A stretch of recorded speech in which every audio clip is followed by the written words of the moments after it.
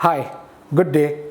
I'm Dr. Ashish Philip and I work at Aster RV Hospital as an orthopedic surgeon.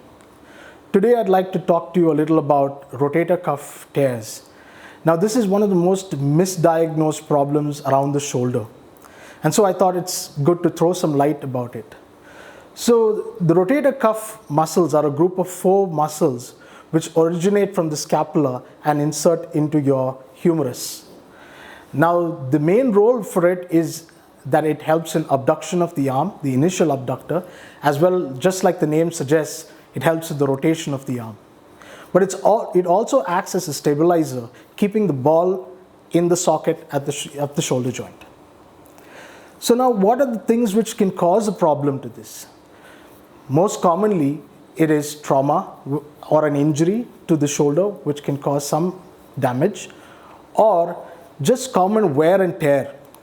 Now if you are beyond the age of 40, usually it is due to degeneration or repetitive injuries or repetitive work which causes injuries to the rotator cuff muscle. But how do you identify if you have a rotator cuff problem? Well, the most classic signal which you can find in probably somebody around you who's affected by a rotator cuff problem would be the action such as this, where the patient is not able to lift the hand up and would bend his back such as this to try and lift his arm. Unable to lift that initial part, he would then next use his hand and then lift it up. Once beyond this position, he would be able to hold it because the other group of muscles would function.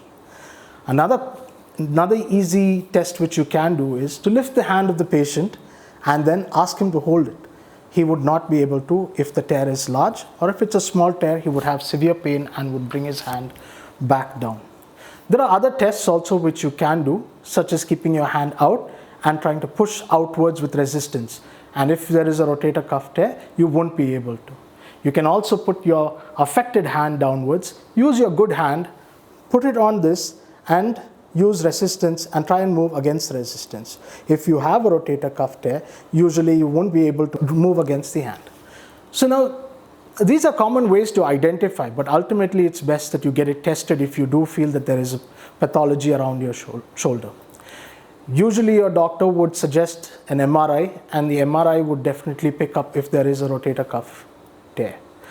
Once they identify that there is a rotator cuff tear, they would decide whether it is just a partial tear or whether it's a large enough tear. If it is a large enough tear, it would require fixation. That is in the form of where we put an anchor and use the sutures to stitch back the rotator cuff to its origin, right? And that is usually done as a minimal arthroscopic procedure, which is the other word is a pinhole surgery. So generally with that, within 4 to 6 weeks, the patient is absolutely back to normal and they can go back to doing their daily activities. I hope you found this useful. Thank you.